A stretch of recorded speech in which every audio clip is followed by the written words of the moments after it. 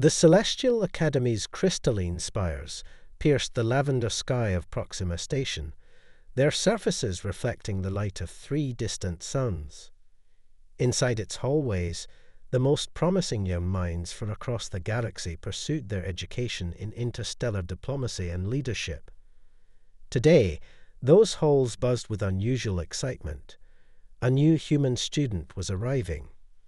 Luna Hayes stood at the Academy's main entrance, her dark hair pulled back in a neat braid, her posture perfect despite the station's slightly lower gravity.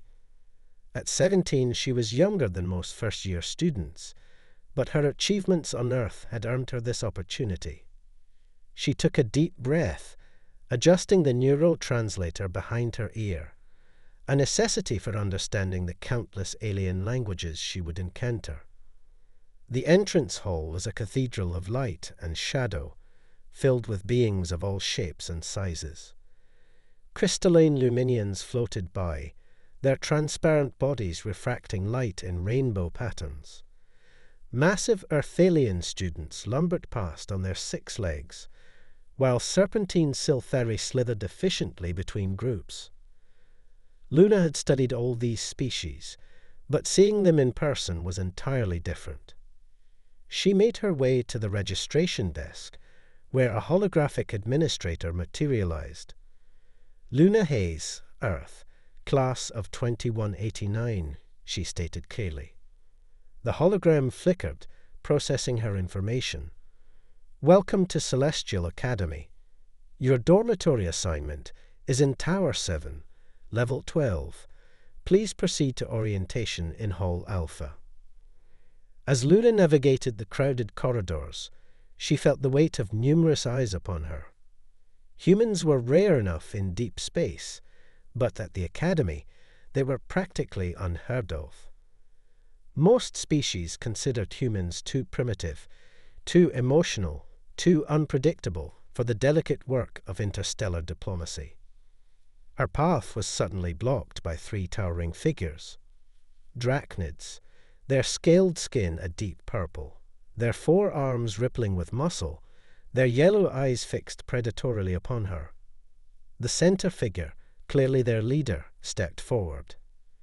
His uniform bore the markings of an upper-class student. Well, he rumbled, his translator converting his native clicks and growls into standard English. They're letting anyone in these days, aren't they? I am Vorex, and this is my academy. His companions shifted, forming a loose circle around Luna. Luna remained still, her face calm.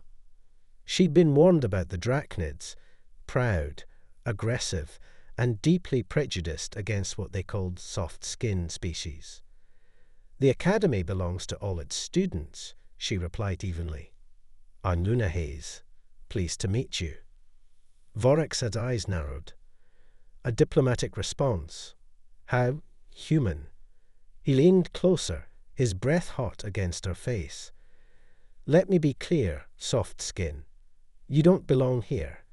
This isn't some primitive Earth school where you can hide behind your parents. This is where the galaxy's elite learn to shape the future. Someone like you could get hurt. Accidentally. Luna met his gaze steadily, her heart racing, but her voice steady. Thank you for the warning, Vorex. I'll keep that in mind. She stepped sideways, attempting to move past them. One of Vorex's companions shot out an arm, shoving her back. We're not finished, human. Is there a problem here? A melodious voice cut through the tension. A tall, willowy figure approached, a Silthari professor, her scales shimmering with iridescent patterns that indicated authority and wisdom. Vorex immediately straightened. No problem, Professor Nixis. Just welcoming our new colleague. How generous of you, Professor Nixis replied, her voice dripping with sarcasm. I'm sure Ms. Hayes appreciates your welcome. Now I believe you all have somewhere to be. The Drachnids dispersed, but not before Vorex shot Luna a final threatening glare. Professor Nixis turned to Luna, her serpentine features arranging themselves into what passed for a smile. "First day at the academy is always challenging, Miss Hayes. But remember, you were chosen for a reason." Luna nodded, grateful for the intervention, but worried about the attention it might bring. As she continued toward orientation, her mind raced. She hadn't expected to make enemies quite so quickly, but she wasn't surprised. Her parents, both veteran diplomats, had prepared her for this possibility. What Vorex and his gang didn't know was that Luna's preparation for the academy went far beyond diplomatic training.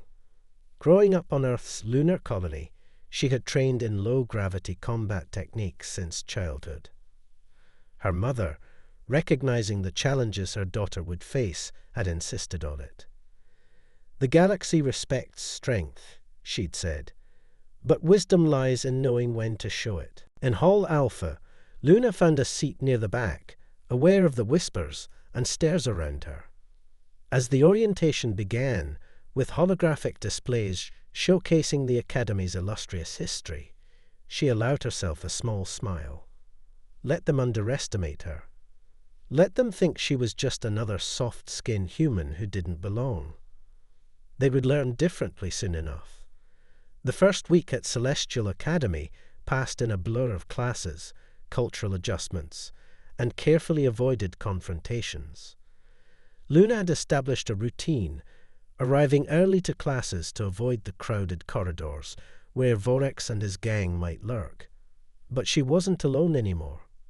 During advanced Sinopolitics, she'd met Zix, a quantum hive being who existed simultaneously as both a singular entity and a colony of microscopic organisms. Zix chose to present as a shimmering, vaguely humanoid form and had approached Luna after she'd given an impressive analysis of Earth's first contact protocols. "Your perspective is multiplicitous," Zix had said, their voice a harmonious blend of frequencies. "We observe that others underestimate you. Their error benefits us both." Their friendship was unlikely but logical. Like Luna, Zix faced prejudice from the more physically imposing species. The quantum hives were known for their intellectual achievements, not their combat prowess, making them frequent targets for bullying. Today, Luna and Zix sat in the Academy's vast library, surrounded by holographic texts and data streams. They were joined by their newest ally, Kithor, a disgraced drachnid who'd been ostracized by his own kind for questioning their martial traditions. His scales were a rare silver color, marking him as even more of an outsider. "Vorex is planning something," Kithor warned, his voice barely above a whisper. "He's been meeting with other drachnid upperclassmen, discussing what they call the human problem." Luna continued calmly scrolling through her quantum mechanics homework. "Let them plan. We'll be ready. We've analyzed their behavioral patterns," Zix added, their form flickering with concern. "Probability suggests a public confrontation. They seek to maximize your humiliation." Luna finally looked up, her dark eyes reflecting the library's holographic light. "Then we'll prepare for that too." "Thor, how's your combat training coming along?" The silver drachnid flexed his 4 arms self-consciously. "Better. The techniques you showed me, they're different from our traditional forms, more efficient." Luna nodded. What she hadn't told anyone, not even her new friends, was that her combat training on Earth had been more than just self-defense classes. She'd been part of a secret program, training alongside Earth's elite special forces in preparation for her role at the Academy. Her parents, well aware of the dangers she would face, had ensured she was ready. Their study session was interrupted by a commotion near the library's entrance. Vorex and his gang had cornered a young Luminian student, their crystalline form trembling with fear. "Let's see how well you reflect light now, Sparkles," Vorex sneered, his massive form casting shadows over the frightened being. Luna stood quietly, her movement catching Vorex's attention. "Are the Academy's courses too challenging for you, Vorex?" she called out, her voice carrying across the library. "Is that why you spend so much time harassing first years?" The library fell silent. Vorex turned slowly, his yellow eyes blazing. "The human speaks," he growled. "Have you finally decided to face your betters? Better at what?" Luna asked, stepping forward. "Better at proving every stereotype about Drachnid brutality correct. You're certainly excelling at that." Vorex's gang moved to surround her, but Luna remained calm. She'd chosen her battleground carefully. The library's security systems were recording everything, and several professors had offices overlooking this area. "You know nothing of our ways," Vorex snarled. "You're a primitive from a backwater world, handed an opportunity you don't deserve." Luna smiled, the expression never reaching her eyes. "Then educate me. Next week is the Interspecies Combat Theory practical exam. Face me there in the arena, where all your classmates can watch you prove your superiority." Murmurs rippled through the gathered crowd. The combat practical was meant to be a demonstration of various species fighting styles, not an actual battle. But there was nothing in the rules against what Luna was suggesting. Vorex's scales rippled with anticipation. "You're challenging me to ritual combat. You? A soft skin." "Unless you're afraid," Luna replied softly. "After all, what would your fellow Drachnids think if you lost to a human?" The trap was perfectly laid.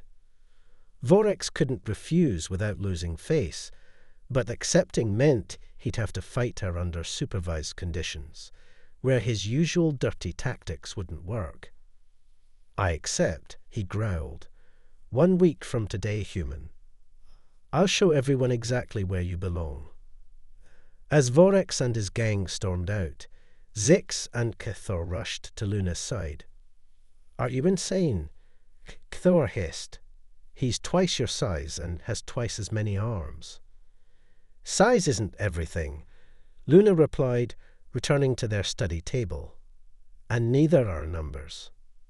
That evening, after her friends had left, Luna made her way to the Academy's zero-gravity training chamber. She'd been coming here late at night, when few students were around, to maintain her Earth training regimen.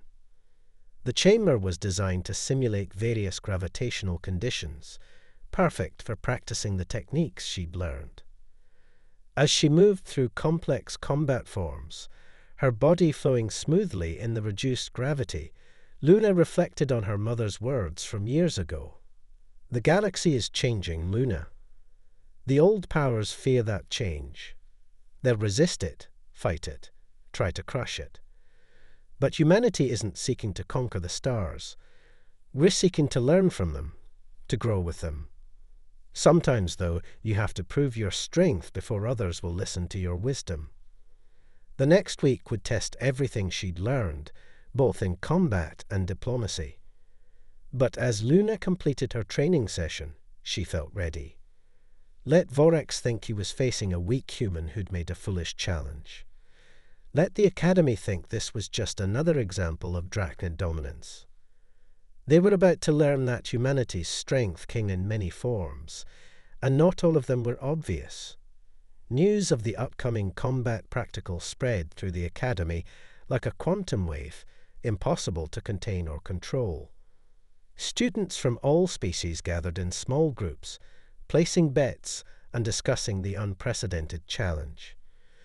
Most gave Luna no chance against Vorex's superior strength and experience, but a few noticed how calm she remained as the day approached. The morning of the practical exam dawned with all 3 suns of Proxima Station aligned, bathing the Academy's combat arena in brilliant purple light. Luna arrived early, finding Professor Nixis waiting by the entrance. "Last chance to withdraw," Ms. Hayes, the Silthari instructor, said quietly. no one would blame you. Luna checked her environment's suit seals one final time. With respect, Professor, they would, and they'd be right. The arena filled quickly. The regular combat practical had been transformed into what many saw as a public execution of human pride. Vorex and his gang arrived to thunderous cheers from the Drachnid section, his purple scales gleaming with ceremonial oil. Participants, approach, Professor Nixus called out. She explained the modified rules.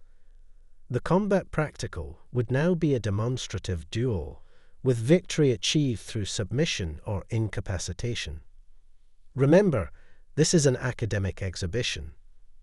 Lethal force is strictly prohibited.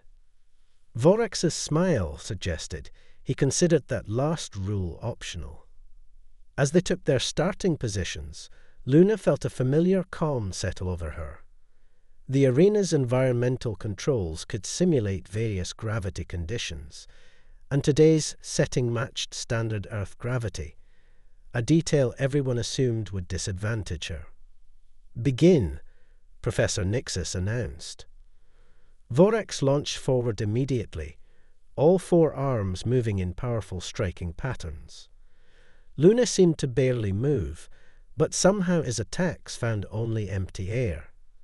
The crowd's excitement turned to confusion as the massive Drachnid failed to land a single blow on his supposedly inferior opponent. "Stand still, you coward." Vorex snarled, his frustration mounting. Luna's voice carried clearly across the arena. "Why? You're doing an excellent job of demonstrating Drachnid combat techniques. Aggressive, powerful, direct, and completely predictable." She ducked under another swing, her movements so fluid it seemed choreographed. "You know what your people forgot while maintaining your warrior traditions? How to adapt." The fight's pattern shifted subtly. Now Luna wasn't just avoiding Vorex's attacks. She was positioning him, using his momentum and aggression against him. Few noticed that with each exchange, she was slowly increasing the distance between Vorex and his gang, who waited eagerly at the arena's edge. "Humanity learned something important during our expansion into space," Luna continued, her voice never showing strain despite the intense movement. "Success isn't about being the strongest or the fastest. It's about understanding yourself and your environment." Suddenly, Luna tapped a control on her environment suit. In the same instant, she leaped straight up, much higher than should have been possible in Earth gravity. The arena's gravity field had shifted, but only in a small radius around her. The crowd guessed. Luna had hacked the arena's environmental controls, creating a patchwork of varying gravity fields. She danced between them with practiced ease, while Vorex stumbled, his movements becoming increasingly uncoordinated as he passed through zones of heavy and light gravity. "Impossible," he roared. "This is cheating." Professor Nixus consulted her datapad. Actually, environmental adaptation is a key component of the combat practical. Ms. Hayes is demonstrating excellent grasp of the principle. Luna landed lightly behind Vorex. "Your mistake was assuming that because humans evolved on a high-gravity world, we never learned to adapt to other conditions." Her voice hardened. "Just like you assumed that because I avoided conflict, I must be weak." Vorex spun around, unleashing a desperate barrage of strikes. Luna met them head-on for the first time, her movements a blur as she deflected and redirected his attacks. She flowed around his four arms like water, her smaller size now an advantage in the chaotic gravity field. The end came suddenly. Luna slipped inside Vorex's guard, using a complex series of strikes that targeted nerve clusters common to most reptilian species. The massive Drachnid froze, his arms locked in position, his eyes wide with disbelief. "That's a hold taught by the Silthari Defense Corps. Professor Nixis noted with obvious approval. Excellent form, Miss Hayes. Luna released the hold, stepping back as Vorex collapsed to his knees. The arena was absolutely silent. The human hadn't just survived, she had dismantled one of the Academy's top combat students without landing a single direct strike. The practical demonstration is concluded, Professor Nixis announced. An excellent display of environmental adaptation, tactical analysis, and non-lethal combat techniques. Full marks for both participants. As medical drones moved to check on Vorex, Luna turned to address the stunned crowd. Strength isn't just about physical power. It's about understanding when and how to use whatever advantages you have. She looked directly at Vorex's gang. Remember that before you decide someone is an easy target. She walked out of the arena with the same quiet confidence she'd shown since her first day, leaving behind a wave of whispered conversations and reevaluated assumptions. But this victory, impressive as it was, had also escalated matters beyond a simple school rivalry. By humiliating Vorex so thoroughly, Luna had inadvertently challenged the entire Drachnid honor system. The real battle was just beginning. 3 days after the combat practical, Luna sat in advanced Cynopolitics class when the summons arrived. A holographic notification materialized on her desk. Her presence was required in the Academy Council chamber, immediately. "They've been in session all morning," Six whispered, their crystalline form pulsing with anxiety. The Drachnid embassy filed a formal complaint. The council chamber was a vast amphitheater, its walls displaying real-time views of various worlds across the galaxy. Luna stood before the semicircle of representatives, one from each major species attending the Academy. Vorex stood on the opposite side, his scales dulled from shame, flanked by an imposing Drachnid diplomat. High Chancellor Veth, an ancient Earthelian whose 6 legs had long been replaced by a hovering platform, spoke first. "Ms. Hayes, you stand accused of deliberately undermining the honor of the Drachnid Collective through your actions in the combat practical." "With respect, Chancellor," Luna replied, "I participated in a sanctioned academic exercise." The Drachnid diplomat stepped forward. "You manipulated the situation to humiliate a noble son of the Collective. Such an insult demands satisfaction under our laws." Luna's mind raced. She'd studied Drachnid culture extensively. Their honor system was complex and absolute. By defeating Vorex the way she did, she triggered ancient protocols that went beyond Academy jurisdiction. "The Academy cannot interfere with the cultural rights of its member species," Chancellor Veth continued. "The Drachnid Collective demands a trial of 7 sons. Do you understand what this means?" Luna nodded slowly.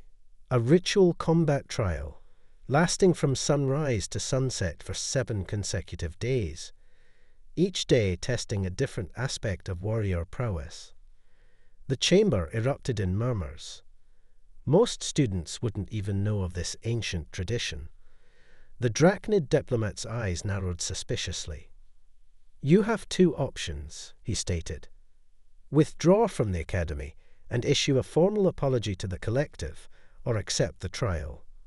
Be warned, no human has ever survived a trial of 7 sons." Luna stood straighter. "That's because no human has ever been challenged to one. I accept." New whispers filled the chamber. Chancellor Veth raised all 4 hands for silence. "Ms. Hayes, the trial cannot be held here. You would have to travel to the Drachnid homeworld." "I understand." Luna's voice remained steady, even as her heart pounded.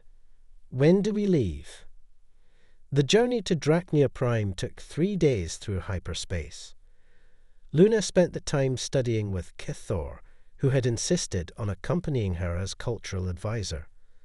The silver-scaled outcast knew secrets of his people that could save her life.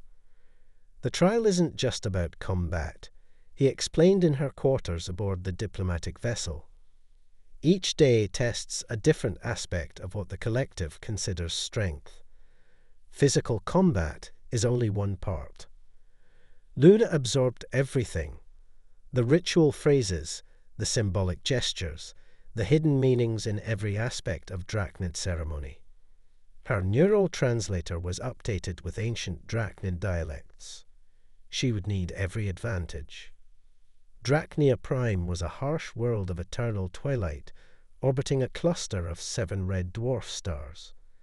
The trial would take place in the sacred arena, a massive structure carved into the side of an active volcano. The heat was oppressive, the gravity significantly stronger than Earth's standard. The night before the trial began, Luna received an unexpected visitor. Professor Nixis had followed on a faster ship. The Academy's official position is neutrality, the Silthari professor said. Unofficially, you've shown us something many thought impossible. That strength can take many forms. Don't let them reduce this to mere combat.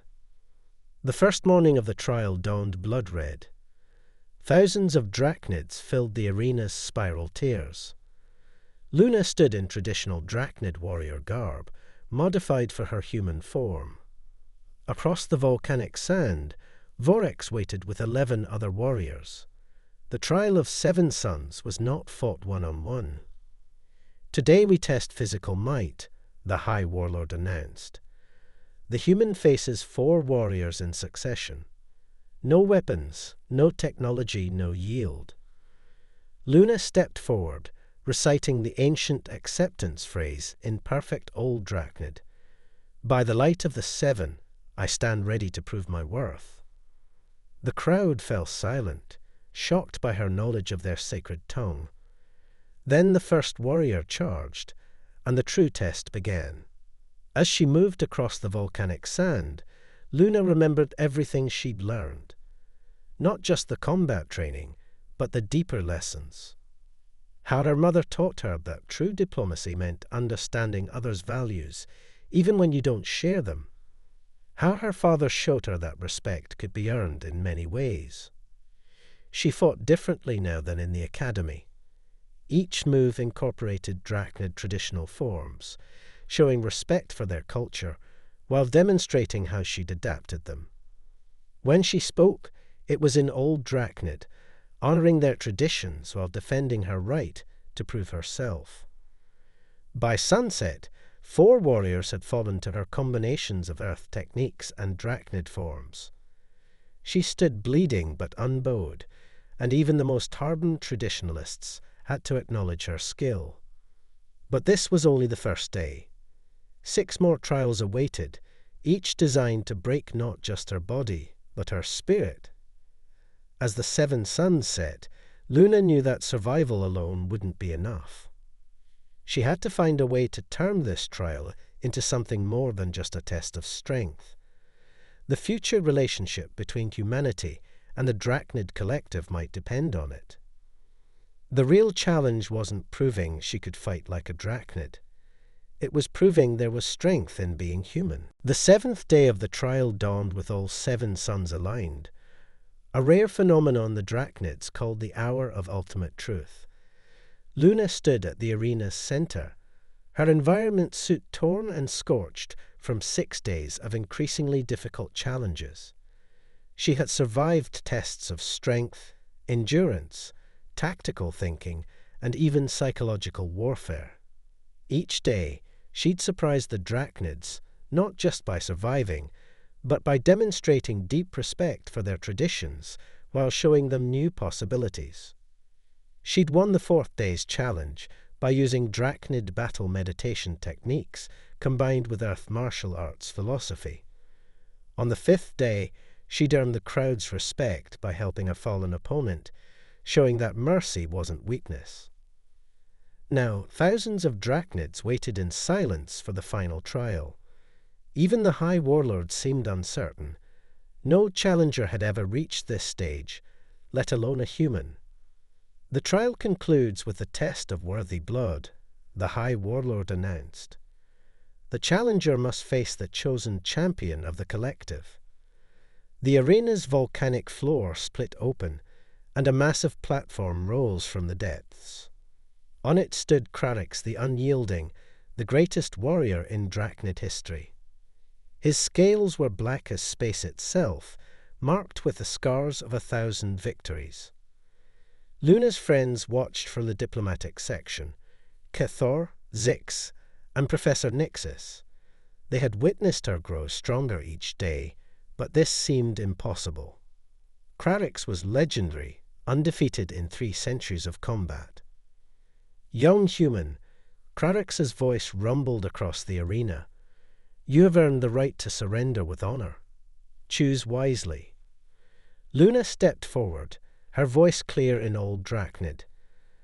I choose to share wisdom through challenge, as your ancestors taught. A murmur ran through the crowd. She was quoting from the most ancient Drachnid texts, writings that even many Drachnids no longer studied. You know our ways well, Crarix acknowledged, but knowledge is not strength. No, Luna agreed. Strength is knowing when to adapt. She moved into a fighting stance that blended Drachnid tradition with human innovation. Your people taught that true victory lies not in defeating an enemy, but in turning them into an ally. The fight that followed became instant legend. Luna moved like water around Crarix's devastating attacks, her smaller size and hybrid fighting style keeping her alive against his overwhelming power. But she didn't just defend. She communicated through combat, each movement a demonstration of how human adaptability could complement Drachnid's strength. Minutes stretched into hours. The 7 suns tracked across the sky as 2 warriors from vastly different worlds showed the true meaning of combat evolution. Luna bled from 12 wounds, her muscles screaming in protest, but she never stopped adapting, never stopped demonstrating the synthesis of their different philosophies. Finally, as the suns began to set, Crarix launched a devastating combination, the legendary 17 strikes of the Ancient Ones. Luna recognized it from her studies with Cathor. Instead of trying to defend, she moved into the attack, adding her own techniques to complete the ancient form in a way never seen before. They ended in perfect balance, each capable of delivering a finishing blow, neither doing so. The arena fell silent. Crarix stepped back, then did something unprecedented. He laughed. In all my centuries, I have never seen the 17 strikes completed so. You turned our own technique into something new, yet honored its essence. Luna bowed in traditional Drachnid style, because strength isn't about destroying what's different. It's about learning from each other. The High Warlord approached. The trial of 7 suns is complete. Luna Hayes, you have not only survived, you have shown us that there are forms of strength we had not considered. The Drachnid Collective acknowledges you as a true warrior. But Luna wasn't finished. She addressed the crowd in Old Drachnid. I stand before you not just as a human who learned your ways, but as proof that our peoples can be stronger together. Let this trial mark not just my proof of worth, but the beginning of true understanding between humans and Drachnids. The arena erupted in approval. Even the most traditional Drachnids had seen something revolutionary, a way to preserve their traditions while embracing new possibilities. In the days that followed, Luna's victory changed more than just her status at the Academy. She became a symbol of a new kind of strength, one that valued adaptation alongside tradition, wisdom alongside power. Vorex and his gang were among the first to seek her out, not for revenge, but for instruction in her hybrid combat techniques. The Academy itself evolved, with Luna helping to create a new curriculum that combined various species combat and diplomatic philosophies. Her methods became known as the Hayes synthesis, studied by students from all worlds. But perhaps most importantly, she had shown that humanity's greatest strength wasn't in physical power or advanced technology, but in their ability to learn, adapt, and bring people together. As she stood on the Academy's observation deck, watching ships from across the galaxy arrive with new students, eager to learn the haze synthesis, Luna smiled. Sometimes the greatest victories came not from defeating others, but from helping them grow stronger together. In the years that followed, when people spoke of the trial of 7 suns, they didn't just tell the story of a human who survived an impossible challenge. They told the story of how one person's courage and wisdom helped bridge the gap between worlds, proving that true strength lies not in standing alone, but in bringing others together.